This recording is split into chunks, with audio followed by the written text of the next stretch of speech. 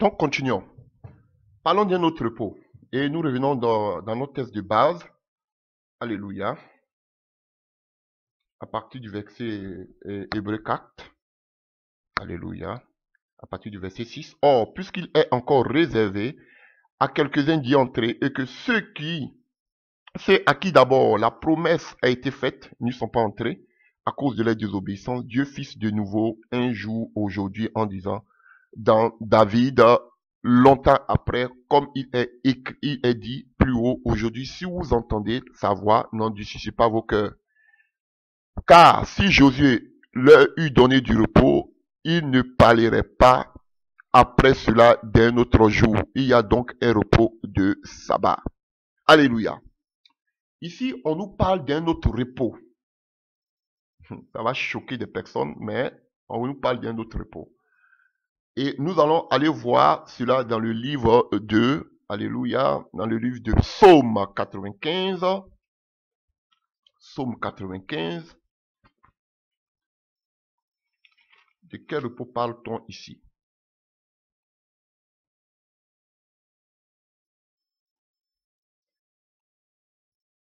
À partir du verset 7. Psaume 95 à partir du verset 7. Fléchissons les genoux devant l'Éternel, notre Créateur, car il est notre Dieu, et nous sommes le peuple de son pâturage, le troupeau que sa main conduit. Oh, si vous pouvez écouter aujourd'hui sa voix, comme on le voit dans le livre qu'on appelle de Hébreu 4. Vous voyez, on nous parle d'aujourd'hui. Si vous pouvez aujourd'hui écouter sa voix, on ne parle pas d'hier. Donc ça veut dire qu'aujourd'hui, alléluia, il y a un autre jour de repos. Et nous allons voir que dans le livre que nous voulons lire de Hébreu 4, on nous dit que ils ne sont pas tous entrés dans le repos par désobéissance. De qui parle-t-on? On verra cela aussi. Alléluia. Au verset 8, on dit, n'endurcissez pas vos cœurs comme à Mériba. Vous voyez, on parle du peuple d'Israël à Mériba. Alléluia. Nous allons voir tout à l'heure en Nombre 14. Alléluia. Comme le jour de la journée de Massa dans le désert, où vos pères me tentaient, m'éprouvaient, quoiqu'ils vissent mes œuvres. Pendant 40 ans, j'eus cette race en dégoût. Et j'ai dit, c'est un peuple dont le cœur est égaré. Ils ne connaissent pas mes voies. Aussi, j'ai juré dans ma colère, ils n'entreront pas dans mon repos.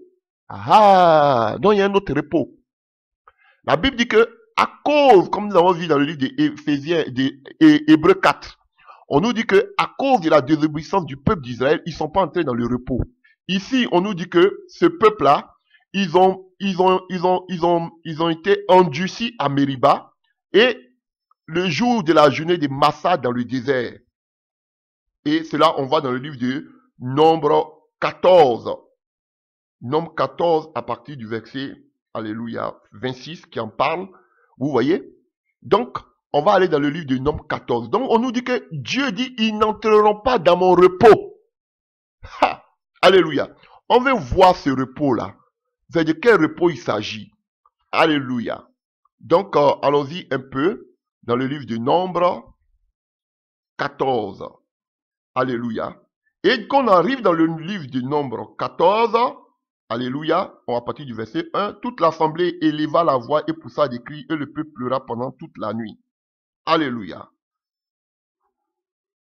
Alléluia. Et nous pouvons lire en Nombre 14 à partir du verset 26. L'Éternel parla à Moïse et à Aaron et dit, jusqu'à quand laisserai cette méchante assemblée murmurer contre moi? J'ai entendu les murmures des enfants d'Israël qui murmuraient contre moi. Dis-leur, je suis vivant, dit l'Éternel. Je vous ferai ainsi que vous avez parlé à mes oreilles. Vos cadavres tomberont dans ce désert, vous tous dont on a fait le dénombrement, en vous comptant depuis l'âge de 20 ans et au-dessus, et qu'ils avaient murmuré contre moi. Vous n'entrerez point dans le pays que j'avais juré de vous faire habiter. Donc, ce repos dans lequel ils devaient entrer là, vous n'entrez pas dans mon repos, c'était le pays que Dieu avait juré de leur donner. Canaan. Alléluia. Donc, Canaan était un lieu de repos. Pas pour nous, mais pour le peuple d'Israël. Alléluia.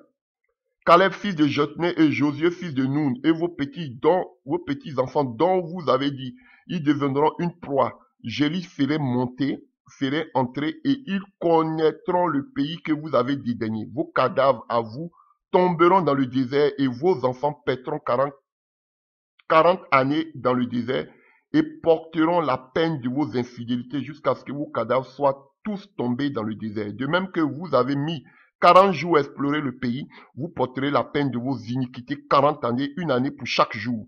Et vous saurez que c'est ce que c'est d'être privé de ma présence. Moi, l'Éternel, j'ai parlé et c'est ainsi que je traiterai cette méchante assemblée qui s'est réunie contre moi et ils seront consumés dans le désert et ils mourront. Alléluia. Vous comprenez? Donc, et nous pouvons voir encore dans un autre passage, dans le livre d'Ésaïe. Il y a tellement de passages qui en parlent là. Ésaïe. On va aller rapidement dans le livre d'Ésaïe. Ésaïe 28.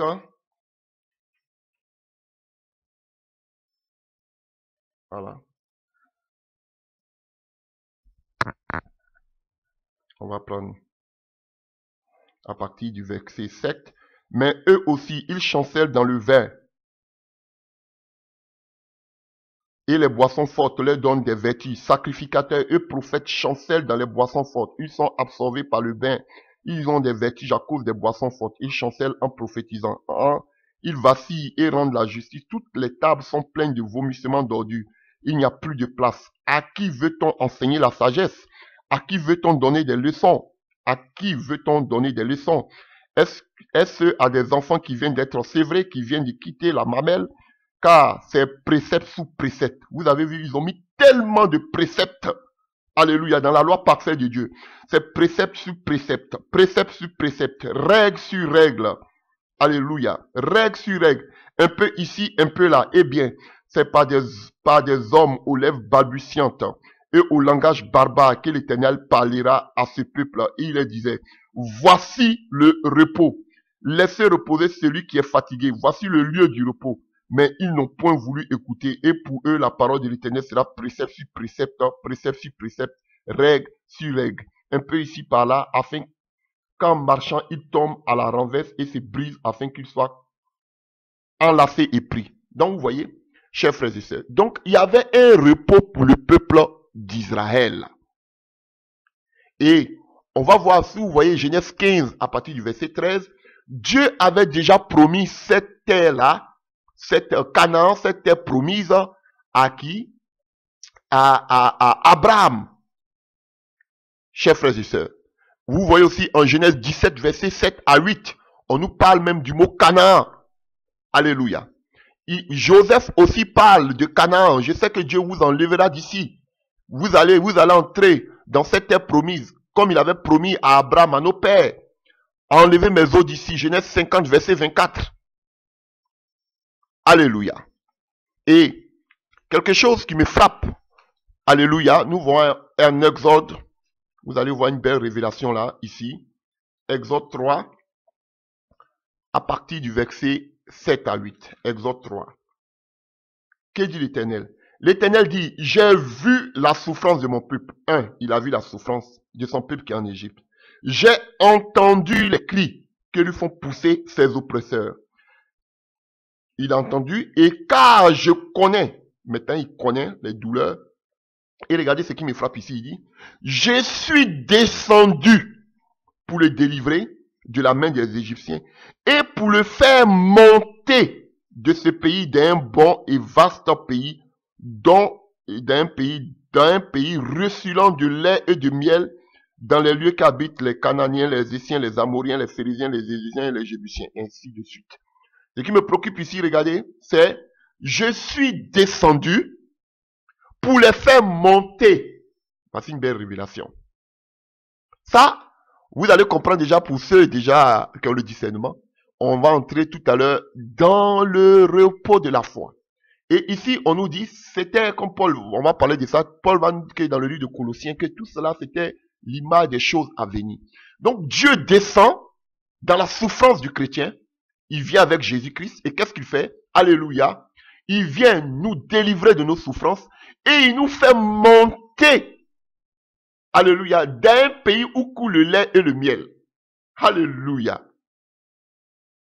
Quand je vous dis que Canaan, c'est une image des choses, des choses célestes, du royaume céleste, de la nouvelle Jérusalem céleste, comme, alléluia, de la Jérusalem céleste, qu'on appelle de la montagne de Sion, comme on le dit dans le livre des Hébreux. On me dit non, que Canaan, non, c'est la vie abondante. Parce qu'ils sont encore sous la loi.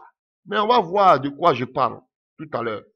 Ils sont encore sous la loi et ils voient Canaan seulement comme, alléluia, l'abondance. Le chrétien n'est pas dans le repos de Canaan. C'est pas pour nous, la terre promise là. C'est pour Israël, la vie abondante là. Ce n'est pas pour nous, je le répète. Alléluia. Donc frère, et quand nous lisons dans le livre des Hébreux que nous avons vu tout à l'heure, on nous dit que, chers frères et sœurs, le peuple d'Israël n'est pas entré. Ils ne sont pas tous entrés, comme nous venons de voir en Nombre 14. Alléluia. Et voyons encore Nombre, Deutéronome 3, à partir du verset 18. En ce temps-là, je vous donnais cet ordre. L'Éternel notre Dieu vous livre ce pays. Vous voyez? Pour que vous le possédiez, vous tous, soldats, vous marcherez en armes devant les enfants d'Israël, vos femmes seulement, vos petits-enfants et vos troupeaux. Je sais que vous avez de nombreux troupeaux. Resteront dans les villes que je vous ai données jusqu'à ce que l'Éternel ait accordé du repos à vos frères, comme à vous, et qu'ils possèdent eux aussi le pays que l'Éternel votre Dieu vous donne de l'autre côté du Jourdain, et vous retournerez chacun dans l'héritage que je vous ai donné. Donc vous voyez, il parle du pays, il parle du repos. Donc Canaan, c'était le lieu du repos pour le peuple d'Israël, pas pour l'Église. Donc quand j'entends des chrétiens parler de Canaan, la vie abondante, ça c'est les prédicateurs, les adeptes de cette doctrine diabolique de la prospérité. Ils vont toujours parler de Canaan, de la terre promise. Mais je vais vous dire ce qu'on faisait à Canaan tout à l'heure. Ce n'est pas pour nous, c'est pas nous, notre Canaan, c'est pas ici. Frère, je vous expliquerai tout à l'heure. Voilà, Canaan, cette vie abondante dont les gourous en parlent. Frère, ce n'est pas pour l'église, c'est pour Israël. Donc vous voyez, on nous parle du pays ici. Et Deutéronome 8, verset 8, on va pas trop lire de passage. Deutéronome 8, verset 8. Car l'Éternel ton Dieu va te faire entrer dans un bon pays, pays de cours d'eau, de sources et de lacs qui jaillissent dans les vallées et dans les montagnes. Pays de froment, d'orge, de vignes, de figuiers, de grenadiers, pays d'oliviers et de miel, pays où tu mangeras du pain avec abondance, où tu manqueras de rien, pays dont les pierres sont du fer et des montagnes duquel tu tailleras les reins.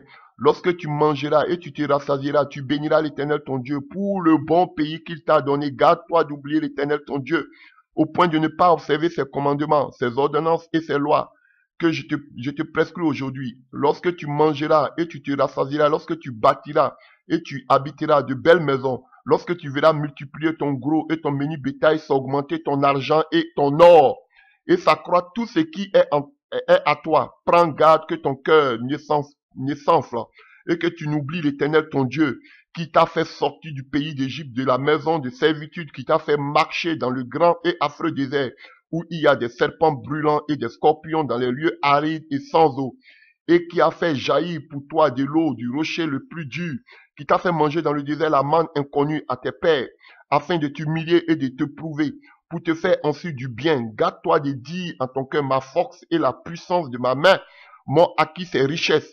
Souviens-toi de l'Éternel ton Dieu, car c'est lui qui te donnera de la force pour les acquérir, afin de confirmer comme il l'a fait aujourd'hui, son alliance qu'il a jurée à tes pères, comme je viens de le citer tout à l'heure.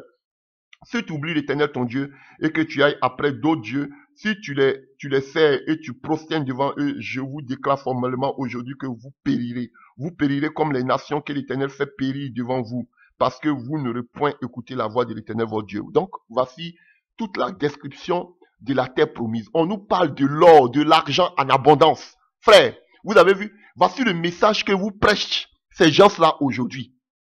Canaan, la vie abondante, la prospérité. Même si vous n'entendez pas parler de Canaan, c'est de ça. C'est ça qui vous prêche aujourd'hui. Le repos, la vie abondante, chers frères et sœurs. Frère, ce n'est pas pour l'église, cela. C'est un faux message. C'est un message c'est pas pour nous. C'est pour Israël. On nous parle du peuple d'Israël. Tu dois avoir l'abondance, tu dois prospérer, tu dois aller, chers frères et sœurs. Alléluia. Ce n'est pas pour nous, c'est pour le peuple d'Israël, s'il vous plaît. Alléluia. Et quand nous retournons à notre test initial, alléluia, notre test de base, on nous dit qu'ils ne sont pas entrés dans le repos de Dieu à cause de la désobéissance. Toute cette génération sortie avec Moïse, ils sont tous morts dans le désert, excepté Josué et Caleb. Alléluia. Ils sont tous morts, ils ne sont pas entrés dans la terre promise. Alléluia. C'est l'image de l'église aujourd'hui. Nous sommes sortis de l'Égypte. Alléluia. Et nous allons à Canaan avec Dieu. Dieu va vous dire, beaucoup vous diront que c'est la vie abondante. Mais vous allez voir que sous la nouvelle alliance, ce n'est plus la vie abondante. C'est la vie abondante, mais d'une autre manière, dont je vais vous expliquer, chers frères et sœurs. Donc vous comprenez? Donc c'est l'image, une image de l'église. Alléluia. Qui sort du monde. Alléluia. Qui sort. Quand tu t'es converti, tu es sorti de ce monde, chers frères et sœurs. Alléluia. Tu as eu un parcours, la marche du chrétien. Alléluia. Avec Christ. Et Christ vient, il descend, il te délivre. Mais il t'amène quelque part. Alléluia. Mais la Bible dit, alléluia, comme on a vu, Jésus-Christ, Dieu est descendu et il est fit monter. Donc frère, nous sommes tous sur cette terre, dans ce monde. Mes chers frères et sœurs, nous sommes tous sortis de l'Égypte. Nous avons tous fait le parcours, mais beaucoup n'entreront pas dans la terre promise. Et on va le voir tout cela. Alléluia, dans la nouvelle alliance. Beaucoup n'entreront pas dans la terre promise. Il y a beaucoup aujourd'hui de soi-disant églises. Il y a beaucoup de soi-disant aujourd'hui dénominations. Alléluia. Beaucoup aujourd'hui se prétendent et chrétiens. Tous ceux qui sont sortis d'Israël, alléluia, d'Égypte, pardon, ils ont vu la mer s'effondre. Ils ont vu tous les prodiges, tous les miracles. Ils ont vu la manne comme Dieu. Ils ont vu l'eau sortir du rocher le plus dur. Mais ils ne sont pas entrés dans la promesse de Dieu. Alléluia. Et ça, c'est l'image aussi de l'église. Beaucoup ne seront pas enlevés. Ah oui, je rentre déjà dans le sujet, hein. Alléluia, en ce qui concerne, alléluia, qu'on appelle le repos sous la foi. Le repos de la foi. Beaucoup n'entreront pas dans, qu'on appelle, dans le repos de Dieu. Beaucoup. Beaucoup vont mourir dans le désert. Parce que, aujourd'hui, vous avez vu, il y avait les difficultés du désert. Et aussi, il y avait l'abondance aujourd'hui de Canaan. Frère, à cause des difficultés aujourd'hui du désert, beaucoup ont rebroussé chemin. Beaucoup aujourd'hui sont allés toucher aux œuvres occultes. Beaucoup aujourd'hui ont commencé à, comme il dit dans le livre d'Ésaïe, à commencer à mettre des préceptes sur préceptes, des règles sur règles. Alléluia. Ils ont commencé à dévier la parole authentique de Dieu. Pour se donner à des esprits de séduction, à des esprits trompeurs, en des enseignements des démons. À cause de quoi? Par cupidité. Voilà, parce qu'on va voir que tous les raisonnements du peuple d'Israël, c'était quoi? Ils voulaient retourner en Égypte. Pourquoi? Seulement parce qu'ils avaient faim, parce que ils se rappelaient des comme qu'il y avait en Égypte. Donc vous allez voir que tous les murmures du peuple d'Israël, c'était seulement à cause de l'eau, à cause de la faim dans le désert. Alléluia. Donc aujourd'hui, c'est ce message qu'on a aujourd'hui dans l'église. Viens à Jésus, il va te donner du bien. Viens à Jésus, il va te donner du pain. Viens à Jésus, il va te donner un mariage. Viens à Jésus, c'est le jour de ton miracle. Alléluia. Vous allez voir toutes sortes de thèmes. Personne ne cherche à parler du salut de votre âme. Mais ils parlent tous des biens du désert, du bien qu'on appelle de l'Égypte. Parce que, alléluia, ils sont dans le désert où il y a des difficultés. Alléluia. Et ils vous vendent de l'illusion. Parce que dans le désert, qu'est-ce qu'on peut vous vendre? C'est seulement que, alléluia, des mirages. Voilà. Et regardez, ces premiers qui ne veulent même pas que les chrétiens et les chrétiennes changent, puissent arriver dans la maturité spirituelle, ces premiers ennemis de ces chrétiens, ce sont les pasteurs. Je vous dis la vérité. Les premiers ennemis de la croissance spirituelle qu'on appelle des chrétiens, ce sont les pasteurs, les révérends, les bishops. Je les accuse, je les dis oui fort, ce sont eux. Je m'explique. Alléluia. Ils ne veulent pas que vous arriviez à une certaine maturité spirituelle. Pourquoi? Parce que si vous arrivez à une certaine maturité spirituelle, en principe, vous êtes obligé de les laisser pour aller voir ailleurs. Donc, qu'est-ce qu'il faut? Il faut que vous soyez toujours des bébés spirituels. Jésus même, lorsqu'il était tenté de donner qu'on appelle, enseigner ses disciples de façon théorique et pratique, Il a fait seulement que 3 ans et demi. Mais vous, ça fait combien d'années vous êtes dans ces églises? Dites-moi, ça fait combien d'années? On doit toujours vous enseigner. On doit toujours vous parler. Pendant combien d'années? Donc vous êtes des nains. Vous ne grandissez pas aussi? Vous devez aussi aller faire des disciples. Mais ils ne veulent pas que vous allez faire des disciples. Ils mettent maintenant qu'on appelle des jougs sur vous, des jougs de père spirituel, de mère spirituelle, et vous êtes sur leur couvercle. Vous ne pouvez pas bouger d'un iota. Ils vont vous enseigner, vous enseigner, vous enseigner, vous enseigner. Pendant 15 ans, vous enseignent. Mais tous ces enseignements servent à quoi? Et voilà pourquoi d'autres disent, vous êtes sur le repos, restez tranquille. Et chaque jour maintenant, ils vont venir faire du réchauffé, du réchauffé, du réchauffé. Ils vont faire toujours du réchauffé. Ils vont faire maintenant des séances de réveil. Quand ils voient que vous commencez à vous endormir, on dit une séance de réveil. Ils voient que vous commencez à vous endormir, une séance de réveil. Frère, si, voilà pourquoi ils vont faire toujours des programmes si des programmes. Trop c'est trop, trop c'est trop. Aujourd'hui, cette année, comment posséder ton année 2019, ton sorcier doit mourir, vous allez voir ce qui se passe. Quand on a un Canaan, vous prêchez Canaan, ce n'est même pas pour les chrétiens, mais quand vous voulez prêcher le message de Canaan, je vais vous dire comment on se comporte en Canaan. Ils ont ces messages et vous allez voir que dans tous ces programmes qu'ils sont en train de faire des trop, c'est trop et consorts, vous allez voir que toutes ces personnes qui sont en train de tomber là, vous allez voir que c'est toutes ces personnes qui vont se dire, tu as l'air de manière, ils vont vous dire que ce sont des chrétiens, ils vont vous dire même dans quelle église ils prient, mais ce sont ceux qui sont en train de tomber en longueur de journée dans des programmes. Ils sont pas nés de nouveau. Et ça fait le chiffre d'affaires de ces pasteurs. Ils veulent que vous restiez dans cette situation. Pour que vous ayez toujours besoin d'eux. Pour que vous puissiez payer toujours des dîmes. Si ces pasteurs aujourd'hui, vous êtes devenus des pasteurs, des évangélistes, des apôtres, mais vous êtes seulement que dans les grandes villes, vous êtes seulement qu'à Paris en train de chercher à prendre le zénith. Mais si vous êtes des évangélistes puissamment, vous avez l'onction de faire tomber les gens dans les salles. Parce qu'aujourd'hui, on assiste plus à des manifestations démoniaques que plus à des délivrances. Si vous avez aussi l'onction, allez-y dans les villages. Allez-y dans les villages. Tout cela, c'est pourquoi ton miracle, le jour de ton miracle, 2019, tu dois posséder trop, c'est trop. L'année prochaine, ce sont les mêmes là qui vont venir tomber encore.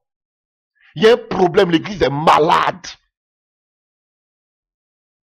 Supposez que tous ces chrétiens du monde entier, si nous nous déversons dans tous les villages, là où ils n'ont jamais entendu parler de Dieu, aujourd'hui, Jésus serait revenu.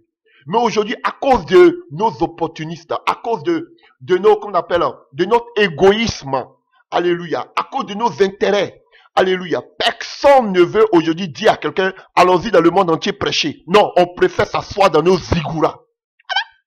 Et ceux même qui disent qu'ils prêchent aujourd'hui la vérité, qu'est-ce qu'ils disent? Restez à la maison, restez tranquille, restez connectés, vivez dans la sainteté, méditez la parole, méfiez-vous de tous les pasteurs, on est dans le sabbat, on est dans le repos on ne fait rien, Dieu a déjà tout accompli au poteau de la croix, c'est la sorcellerie. Si tout était accompli, Jésus n'allait pas dire allez.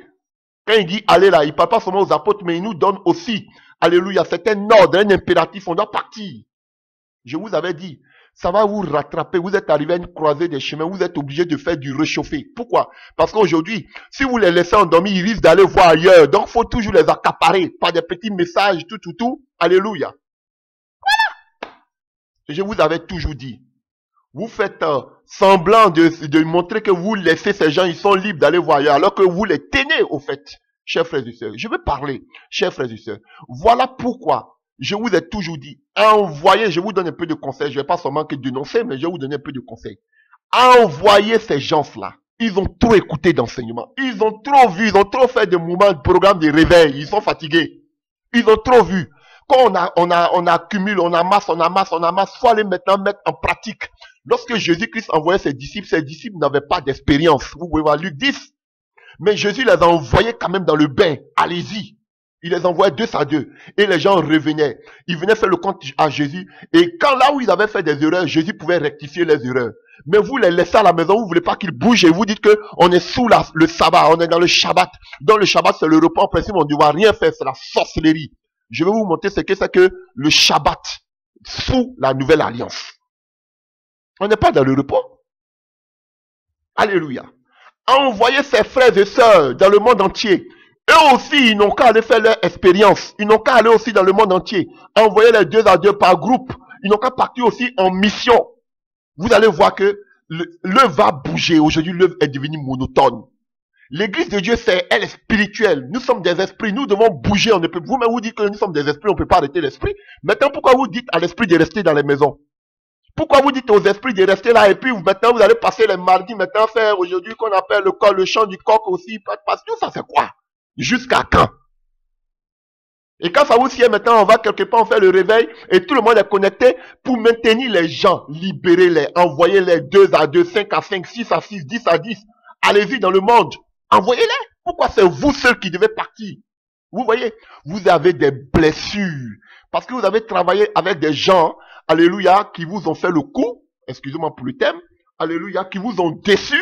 Donc du coup, vous dites que Dieu m'a appelé seul et du coup, vous bloquez la porte aux autres parce que vous avez été blessé par certains collaborateurs. Non, mes frères, réveillez-vous. Réveillez-vous. Que Dieu guérisse votre cœur. Et aujourd'hui, à cause de vos blessures, vous avez tout bloqué. Tout tourne autour de vous. Vous êtes maintenant l'épicentre. Si vous ne bougez pas, personne ne bouge.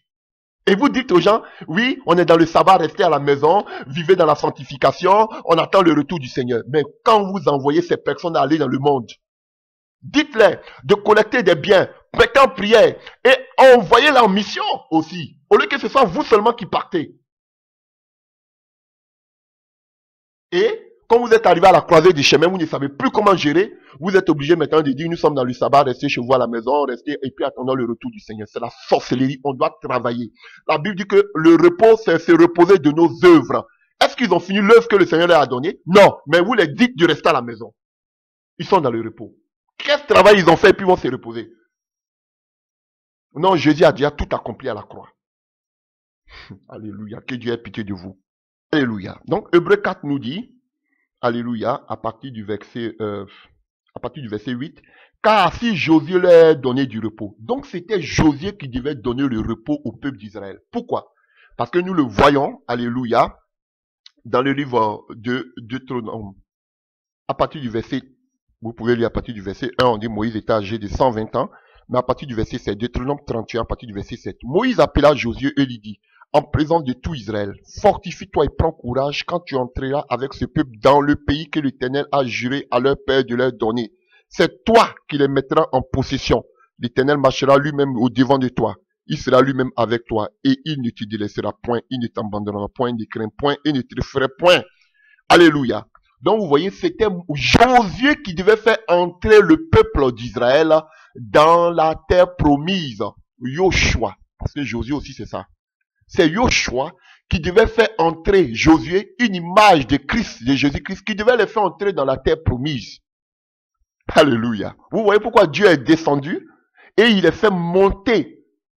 Vous comprenez?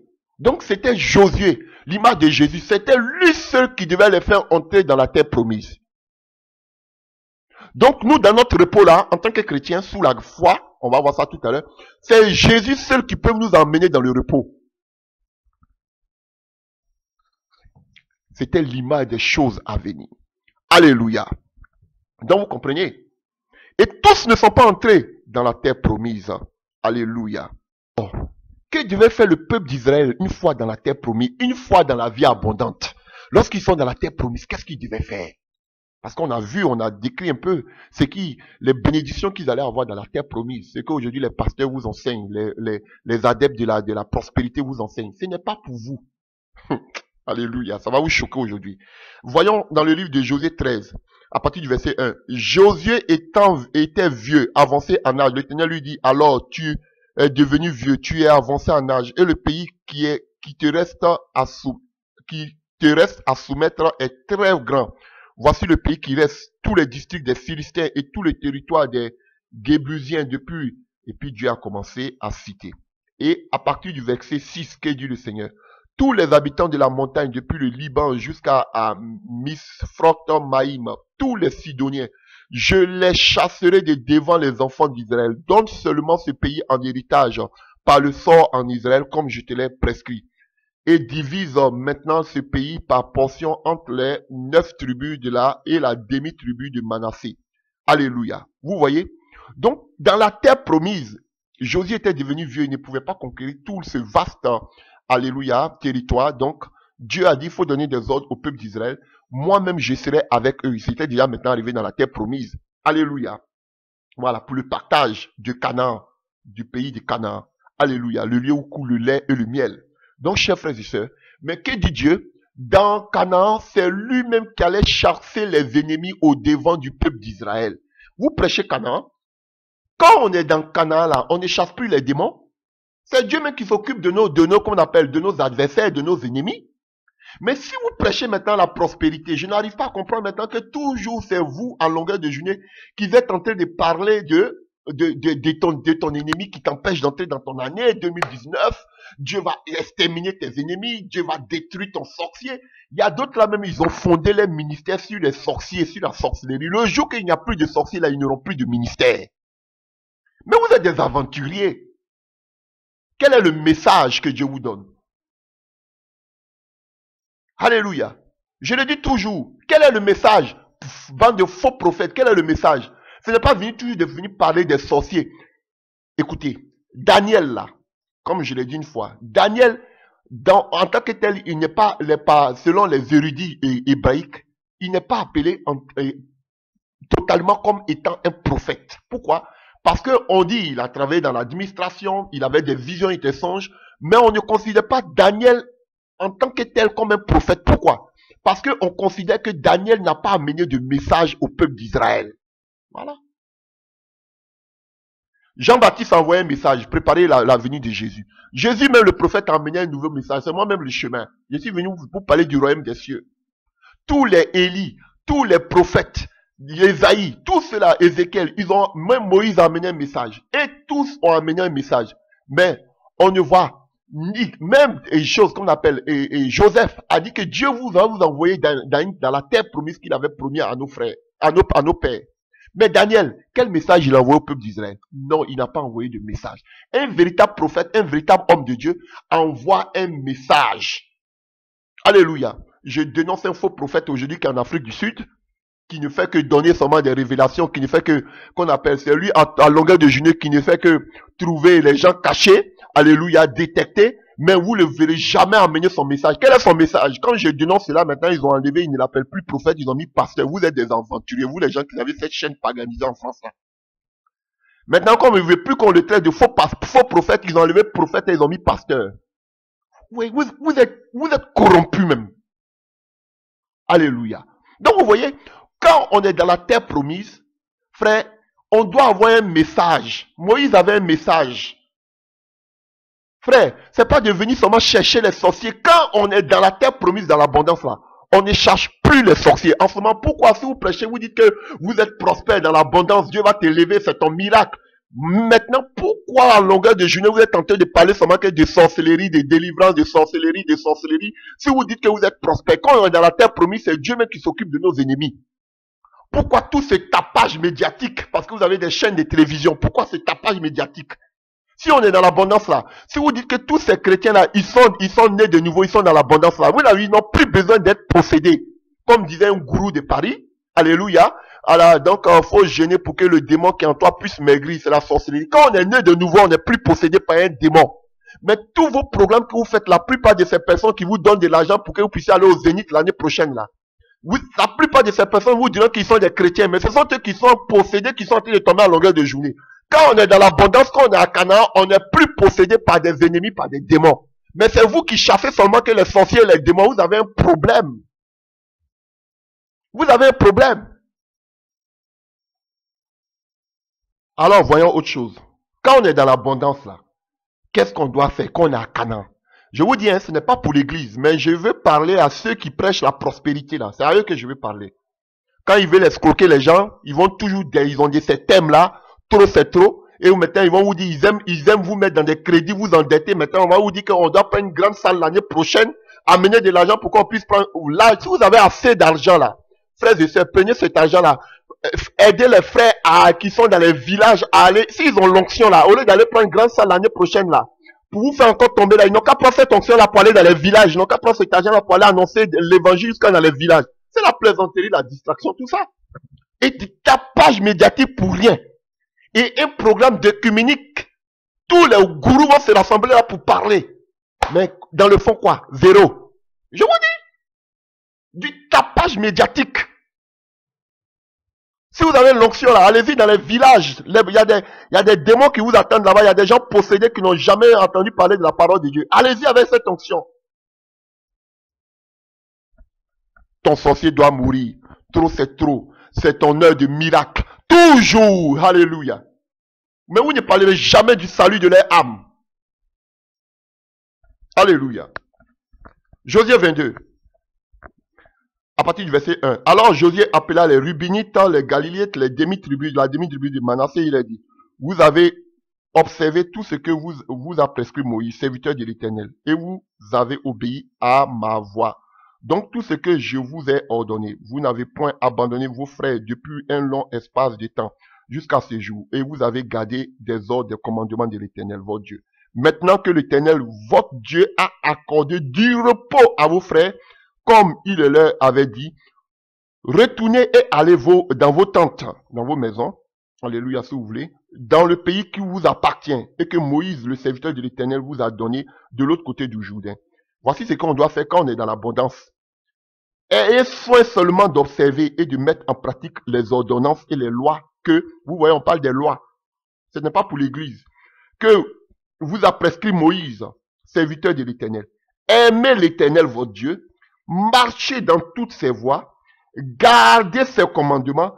Attachez-vous à lui et servez-le. Donc quand on est dans la terre promise là, on chasse plus de démons. On chasse plus nos ennemis. Dieu même s'occupe de nos ennemis.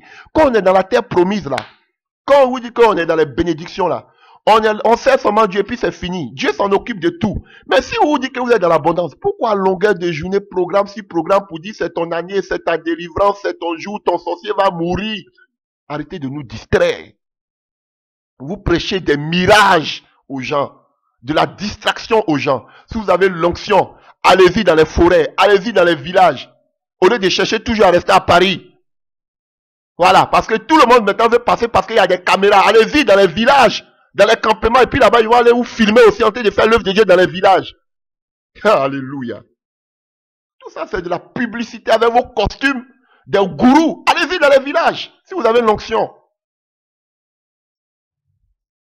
Donc, chers frères et sœurs, nous avons donné le thème, le repos de la foi. Donc, dans la nouvelle alliance, le sabbat, le repos dont on a parlé, est l'image du repos de la foi ou du repos évangélique que nous avons en Christ.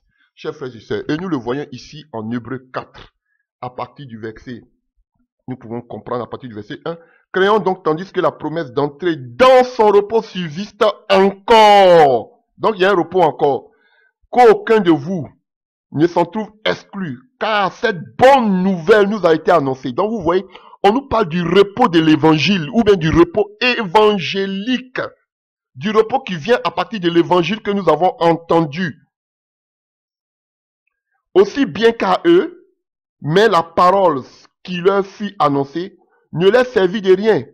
On parle du peuple d'Israël, parce qu'elle ne trouva pas de la foi chez eux. Donc vous voyez, on parle du repos de la foi chez eux, qu'ils entendirent.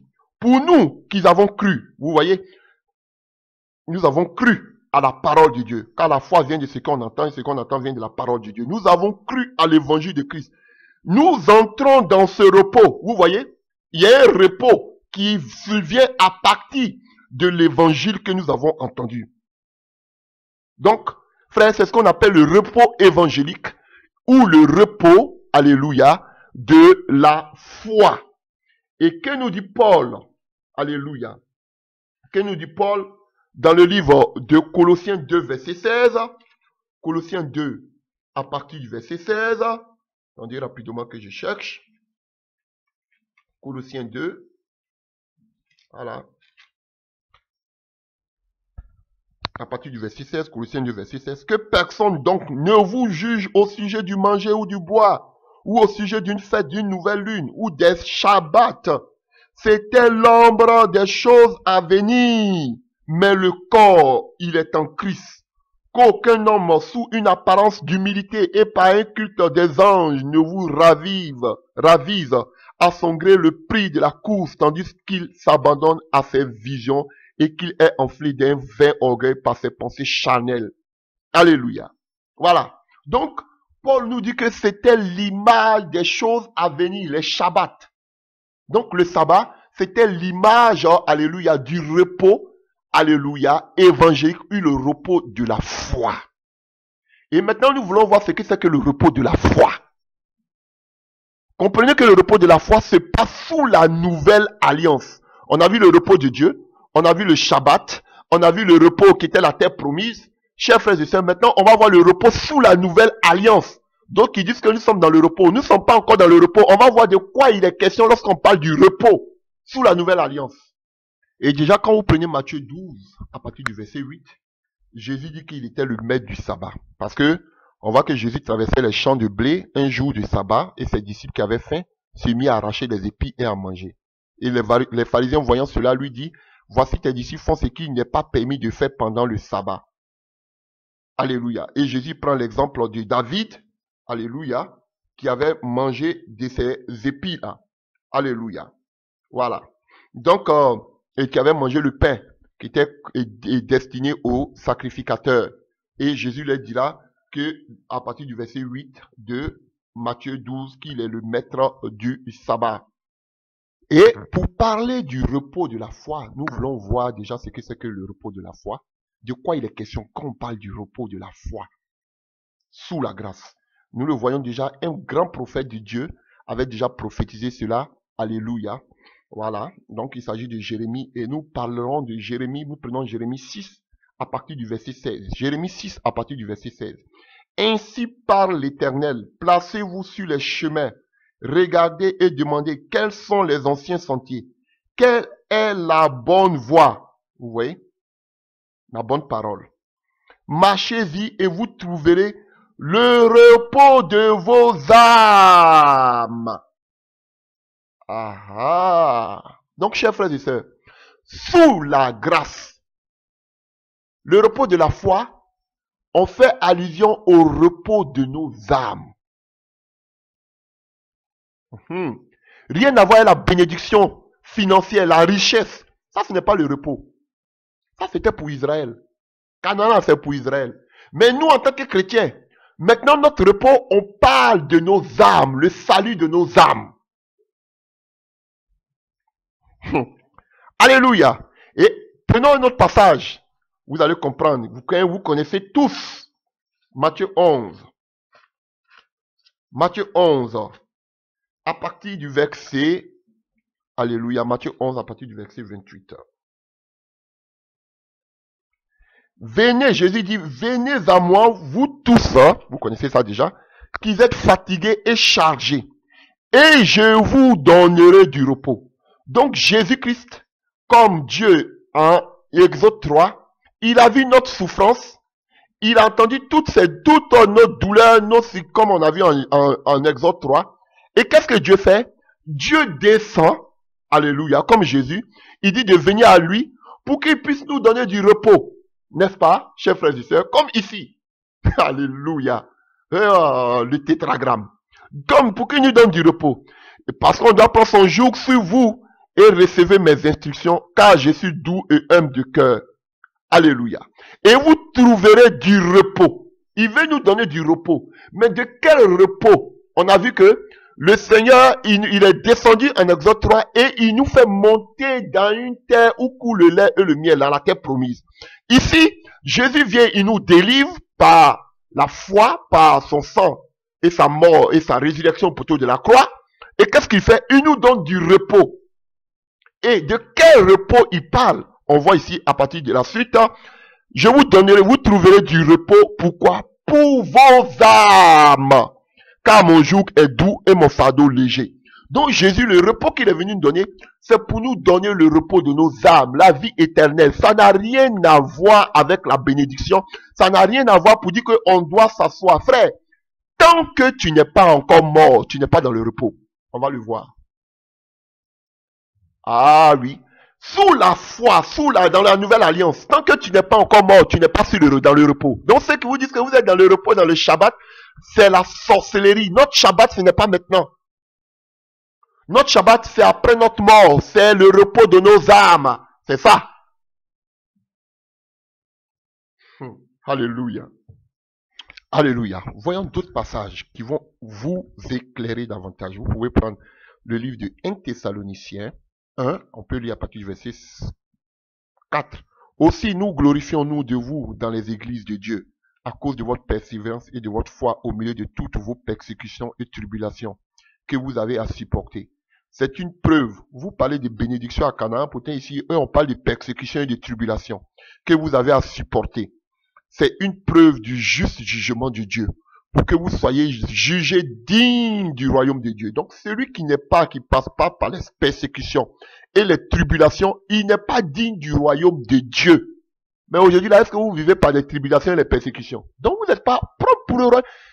C'est une condition sine qua non. C'est vrai qu'il y a la sanctification, mais quelqu'un qui doit aller au royaume, dans les royaumes des cieux, il doit être persécuté. Frère, il doit vivre par des tribulations. Mais il vous parle de prospérité. Il vous parle de Canaan, qui n'est même pas pour nous. De la richesse.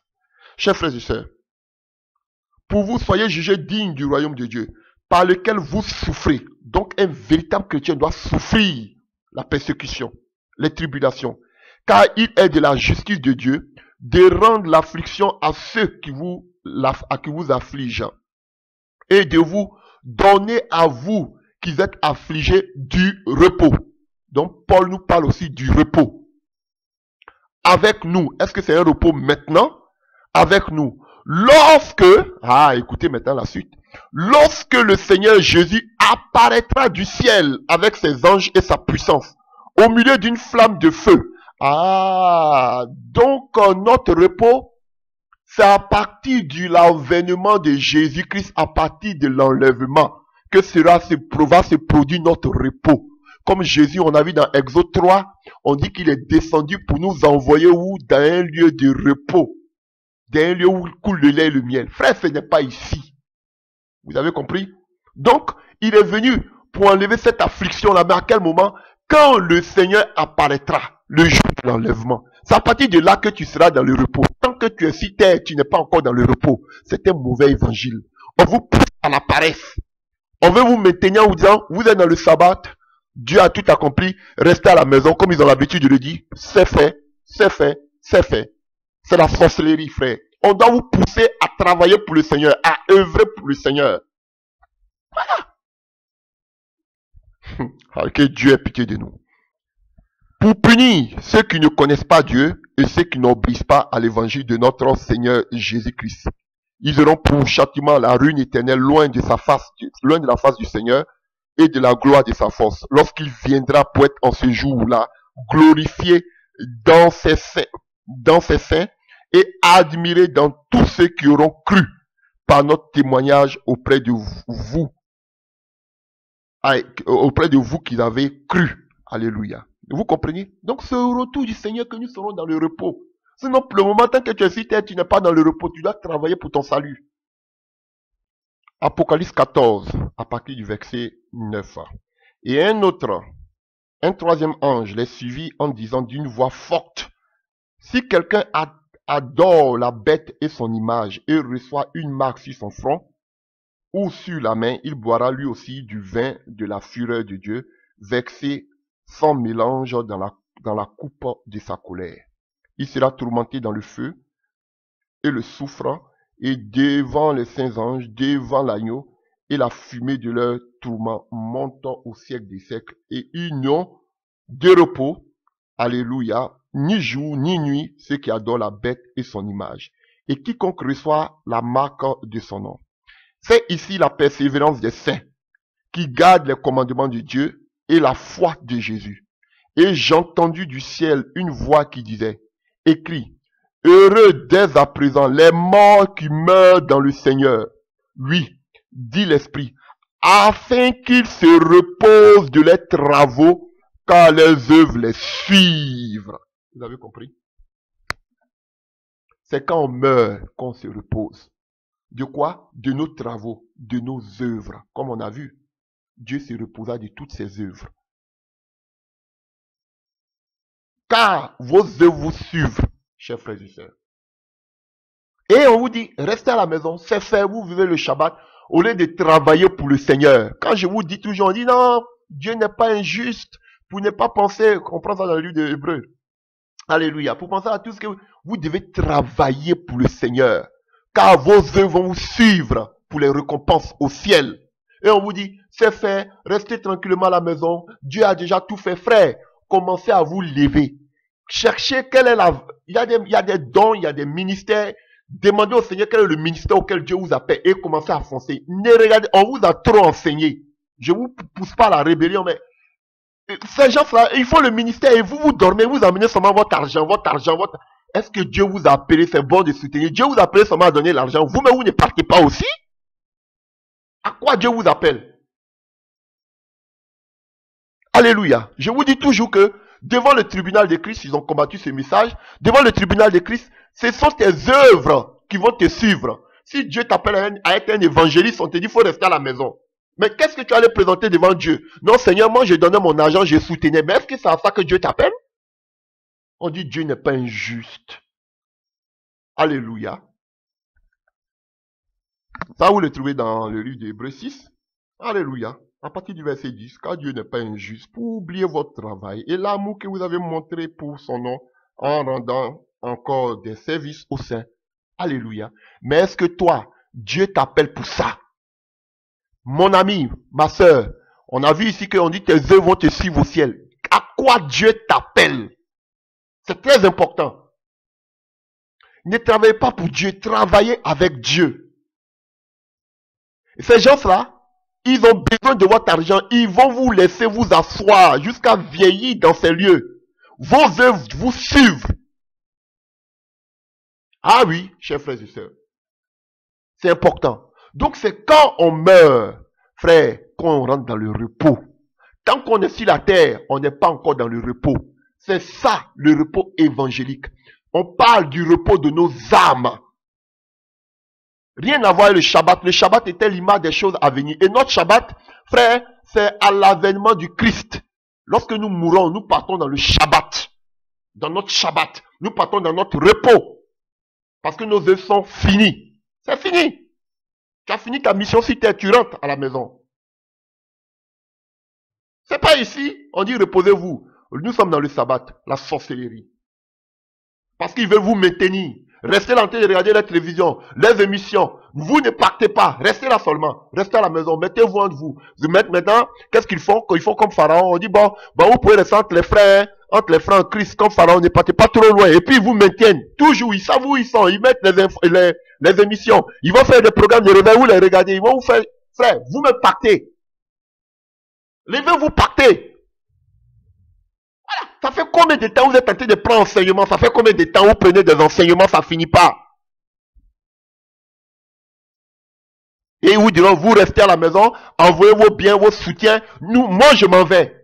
Pourquoi? Parce que ils ont eu des antécédents avec des collaborateurs ils se sont séparés en queue de poisson. Donc, du coup, maintenant, Dieu m'a appelé seul. C'est vraiment bien rusé, ça. Hébreux 10 à partir du verset 32. Hébreux 10 à partir du verset 32. Souvenez-vous de ces premiers jours où, après avoir été éclairé, vous avez soutenu un grand combat au milieu des souffrances. Vous voyez, il y a toujours la souffrance qui est attachée à notre salut. Alléluia. Au milieu des souffrances, d'une part, exposé comme en spectacle aux opprobres ou aux tribulations, et de l'autre, vous associant à ceux dont la position était la même. En effet, vous avez eu de la compassion pour les prisonniers, et vous avez accepté avec joie l'enlèvement de vos biens, sachant que vous avez dans les cieux, c'est pas sur la terre. Vous comprenez? Vous avez dans les cieux des biens meilleurs et qui durent toujours. N'abandonnez pas donc votre assurance à laquelle est attachée une grande rémunération. Ah, il y a une grande rémunération. Car vous avez besoin de persévérance, afin qu'après avoir accompli la volonté de Dieu, vous obteniez ce qui vous est promis. Ah, nous aussi, il y a quelque chose qui nous est promis. Ah, ça c'est Canaan. Je suis sûr que c'est l'argent. La terre promise, le lieu où coule le lait et le miel. Donc, nous aussi, on a une terre promise ici. Alléluia. Alléluia. Mais regardez ce que c'est que notre terre promise. Dieu vous obtenez ce qui vous est promis. encore un peu de temps. Et celui qui doit venir viendra. Ah, donc c'est pas Canaan, c'est quelqu'un qui doit venir. Alléluia. Et il n'y tardera pas. Et le juste vivra par la foi. Christ doit revenir nous chercher. Mais pendant ce temps, nous devons vivre, persévérer par la foi. C'est là. Mais s'il se retire, mon âme n'y prend point plaisir en lui. Nous ne sommes pas de ceux qui se retirent pour se perdre, mais de ceux qui ont la foi pour sauver leur âme. Donc c'est ça. Le repos de la foi ou de l'évangile, c'est de sauver notre âme. On doit persévérer dans la foi jusqu'au retour du Seigneur. Dans peu de temps, le Seigneur reviendra. C'est là notre repos. Tant qu'on est sur la terre, on n'a pas de repos. On est dans les souffrances. Rien à voir avec Canaan, ceux qui prêchent la prospérité. Ce n'est pas pour nous, c'était pour qu'on appelle Israël. Nous, c'est la souffrance de l'évangile. Et dans la souffrance de l'évangile, seul par la foi que nous pouvons tenir. Et vous allez voir que juste après là, on tombe dans Hébreux 11 pour parler des héros, des héroïnes de la foi. Et tout cela, la foi était basée sur quoi? Sur la venue du Seigneur. On a déjà fait une prédication dessus. Alléluia. Et Hébreux 11, à partir du verset 27, on parle de la même rémunération. Alléluia. Ils aspiraient à ce qui est invisible par la foi. Donc notre rémunération, notre repos, c'est le repos de nos âmes. C'est pas ni le repos de Dieu en Genèse 2, verset 2. Ce n'est ni le Shabbat, ce n'est ni le jubilé, ce n'est ni la terre promise Canaan. Mais nous, notre repos là, chers frères et sœurs, c'est la vie éternelle. C'est quand le Seigneur viendra nous chercher. L'enlèvement. C'est à partir de là que commence notre repos. Ou bien si tu meurs dans le Seigneur, comme on a vu dans l'Apocalypse, une fois que tu meurs dans le Seigneur, tu vas dans le repos. Tu as fini toutes tes œuvres. Donc ceux qui sont morts dans le Seigneur sont allés dans le repos, nous ont dévancés dans le repos. Mais toi qui n'es pas encore mort, qui es encore sur terre, alléluia, soit tu vas mourir dans le Seigneur, ou bien le Seigneur va venir pour que nous puissions aller avec lui. Voici le repos de la foi. Voici le repos du chrétien, ou le repos évangélique. Tu n'es pas, voici notre Shabbat. Tu n'es pas encore dans le Shabbat. Non, notre Shabbat c'est là-haut. Continue un peu. Hébreux 14, à partir du verset 12. C'est pour cela que Jésus aussi, afin de sanctifier le peuple par son propre sang, a souffert hors de la porte. Sortons donc pour aller à lui, hors du camp, en portant son opprobre, car nous n'avons point ici bas de cité permanente, mais nous cherchons celle qui est à venir. Alléluia. Par lui, offrons sans cesse à Dieu un sacrifice de louange. Donc, chers frères, vous voyez, nous n'avons point ici-bas des cités. Hébreux 12, à partir du verset 20. Alléluia. Si vous voulez, on peut prendre à partir du verset 18. Vous ne vous êtes pas approché d'une montagne qu'on pouvait toucher et qui était embrasée par le feu, ni de la nuée et des ténèbres, ni des tempêtes, ni du retentissement de la trompette, ni du bruit des paroles, tels que ceux qui entendent demandaient et ne lui fait point adresser aucune de plus. Car il ne supportait pas cette déclaration. Si même une bête touche la montagne, elle sera lapidée ou percée d'un dard. Et ce spectacle était si terrible que Moïse dit, je suis épouvanté et tout tremblant, mais vous êtes approchés de la montagne de Sion, de la cité de Dieu vivant, de la Jérusalem céleste, des myriades qui forment le cœur des anges, de l'assemblée des premiers-nés inscrits dans les cieux. Alléluia. Qui juge, qui est le Dieu de tous les esprits, des justes parvenus à la perfection. Alléluia.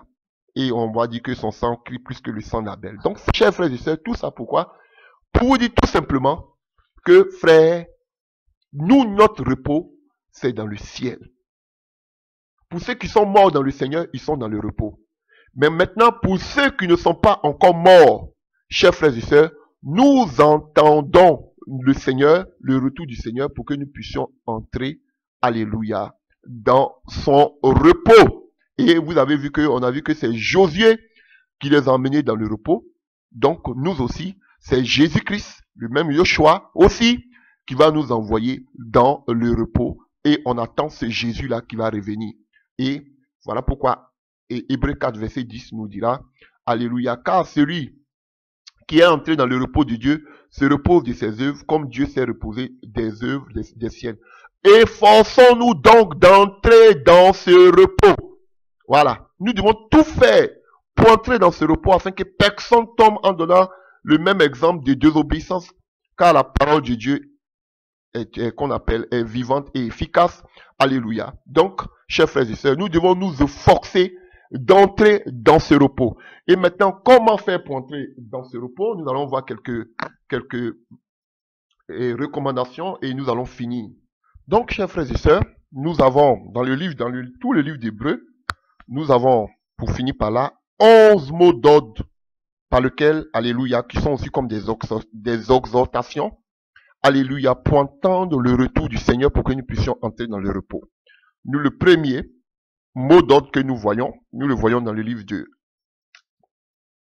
Hébreux 4, à partir du verset 1, on nous dit de craindre, craignons donc, tandis que la promesse d'entrer dans son repos subsiste encore. Donc nous devons craindre parce qu'il y a son repos qui arrive. Et on sait que tout le peuple d'Israël n'est pas entré dans le repos. Mais nous devons craindre parce que le repos arrive. Il ne faut pas que tu puisses rater ce repos, cet enlèvement. Alléluia. Et empressons-nous dans le livre de Hébreux 4 à partir du verset 11. Nous devons nous empresser, comme il le dit, efforçons-nous donc d'entrer dans ce repos afin que personne ne tombe en donnant le même exemple que les autres de désobéissance. Donc on doit tout faire. Nous efforcer, faire violence sur nous-mêmes pour pouvoir entrer dans ce repos-là, chers frères et sœurs. Alléluia. Donc, nous devons nous approcher aussi avec assurance du trône de la grâce à partir du chapitre 4, à partir du verset 16 de Hébreux 4. Donc, frère, ce n'est pas par ta force, c'est seulement que par la grâce de Dieu. Le peuple d'Israël ne pouvait pas s'approcher de la montagne qui était en feu. Alléluia. Il ne pouvait même pas entendre la voix de Dieu. Il fallait qu'ils se sanctifient. Il y avait même, Moïse avait mis qu'on appelle une barrière entre eux et la montagne. Mais chers frères et sœurs, toi, tu peux t'approcher de Jésus par le voile qui est déchiré, qui était sa chair. Nous pouvons entrer maintenant dans le lieu très saint. C'est par la grâce, chers frères et sœurs. Alléluia. Donc, tendons. Donc, au chapitre 6, à partir du verset 1 de Hébreux, alléluia, c'est pourquoi, laissant les éléments de la parole de Christ, tendons à ce qui est parfait sans poser de nouveaux fondements, au renoncement des œuvres mortes de la foi. Nous devons renoncer aux œuvres mortes de la foi. Nous devons aller de progrès en progrès. Nous devons progresser dans la foi, pas rester toujours des bébés. Alléluia. Voilà. Et lui-même, il dit, il est impossible à ceux qui ont été éclairés, qui ont goûté aux dons célestes, qui ont eu part au Saint-Esprit, qui ont goûté la bonne parole de Dieu et les puissances du siècle à venir, qui sont tombés, qu'ils soient encore renouvelés et amenés à la repentance. C'est difficile. Voilà. Voilà. Et lui-même, il est dit plus haut, au chapitre 5, que nous qui devons longtemps devaient être des maîtres, nous sommes encore au rudiment. Nous qui devons enseigner les autres, nous sommes encore comme des enfants. Voilà. Il est dit en Hébreux 5 à partir du verset 12. Chers frères et sœurs, donc nous devons aller de progrès en progrès dans notre marche chrétienne. Et au chapitre 10, à partir du verset 22, chapitre 10, à partir du verset 22, Paul, je vais pas dire Paul, l'auteur, à partir du verset 22, alléluia, nous dit quoi encore? Nous dit que, alléluia, nous devons nous approcher avec un cœur sincère dans la plénitude de la foi, le cœur purifié d'une mauvaise conscience. Se laver, se rendre pur. Nous devons pour s'approcher. Vous voyez que pour s'approcher, pour que le peuple d'Israël puisse s'approcher de cette montagne qui était en feu, alléluia, il fallait que Dieu a demandé à Moïse que le peuple se sanctifie, qu'il s'éloigne des femmes. Il devait se sanctifier, chers frères et sœurs. Et nous devons chercher à vivre toujours dans la sanctification, pour attendre le retour du Seigneur, pour que nous entrons, alléluia, dans le repos dont nous devons nous approcher. Et pour s'approcher de Dieu, nous devons nous sanctifier. Alléluia. Et nous partons encore dans... Alléluia. Il y a 11 mots d'ordre comme ça. Et nous allons aller, pour que je finisse, alléluia, à partir du chapitre 10, à partir du verset 23. Alléluia, à partir du verset 23, que dit la parole? Retenons fermement la profession de notre espérance, car celui qui fait la promesse est fidèle. Alléluia. Donc vous voyez, nous devons, alléluia, à partir du verset 23, nous devons retenir fermement ce que nous avons reçu. Fermement, que personne ne vienne nous voler. Alléluia. Personne ne doit venir voler ce que tu as reçu. Alléluia. Et juste à côté, à partir du verset 24, il nous dit de quoi encore? Il nous dit de veillons les uns sur les autres pour nous exciter à l'amour, à la charité, aux bonnes œuvres. Alléluia. Voilà. Donc, chers frères et sœurs, vous voyez, ce sont des conseils, même si c'était aux juifs, alléluia, aux chrétiens, c'était des chrétiens, alléluia, qui étaient même d'origine juive. Donc, il nous dit que on doit, chers frères et sœurs, veiller les uns sur les autres par l'amour fraternel. Alléluia. Alléluia. Donc, à partir du chapitre 12, à partir du verset 1, il y a plein de recommandations comme ça. Hein. Nous donc aussi, puisque nous sommes environnés d'une grande nuée de témoins, rejetons tout fardeau et le péché qui nous enveloppe si facilement. Et courons avec persévérance dans la carrière qui nous est ouverte, afin que les regards sur Jésus, le chef de la consommation de notre foi. Donc, chers frères et sœurs, nous devons rejeter, alléluia, rejeter tout fardeau qui nous enveloppe si facilement. On doit, chers frères et sœurs, on doit courir avec persévérance. Courir avec persévérance. C'est pas facile. Paul même l'a dit que dans les derniers temps, on aura des moments difficiles, nous le savons. Mais nous devons faire en sorte que, Père, frère, nous ne perdons pas le salut. C'est important. Toute notre vie ici-bas, c'est pour le salut. Rendons en Dieu un culte agréable. 12 à partir du verset 28.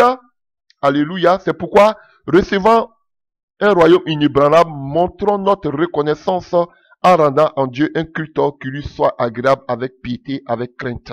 Car notre Dieu est ainsi aussi un feu dévorant. Alléluia. Donc, chers frères et sœurs, nous devons l'adorer constamment, le remercier constamment pour tout ce qu'il fait.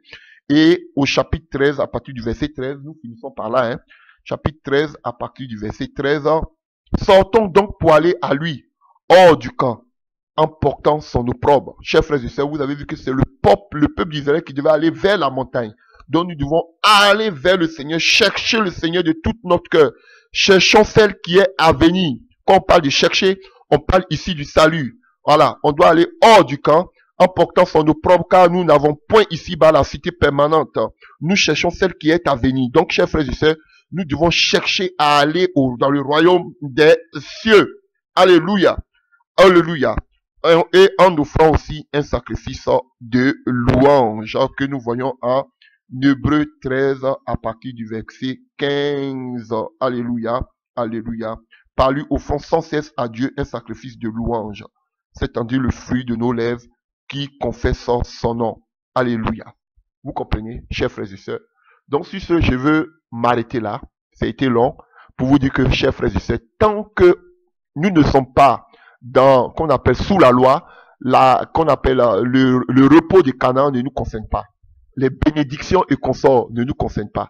Et vous allez voir que quand on parle du repos, de la foi ou de l'évangile, cela est précédé, alléluia, de la souffrance, des persécutions, des difficultés. Et on nous dit que le repos du chrétien, ce n'est pas ici-bas. Le repos du chrétien, c'est là-haut. Après, pour ceux qui sont morts dans le Seigneur, ils sont dans le repos. Mais pour nous qui ne sommes pas encore morts, c'est le jour de l'avènement du Seigneur, du jour du retour, de l'enlèvement, que nous allons aller dans le repos. Sur ce, nous devons continuer à travailler. Si tu es encore si tu sais que ton repos n'est pas encore arrivé, tu dois persévérer. Alléluia. Et Dieu dans sa grâce, alléluia, viendra mettre fin à toutes nos souffrances le jour de l'enlèvement. Si c'est que Dieu vous bénisse et continuez à travailler pour le Seigneur. Continuez à travailler pour le Seigneur. Ne baissez pas les bras, ne vous relâchez pas. Cherchez la face de Dieu pour demander, Seigneur, à quoi tu m'appelles exactement? Et foncez dans la carrière.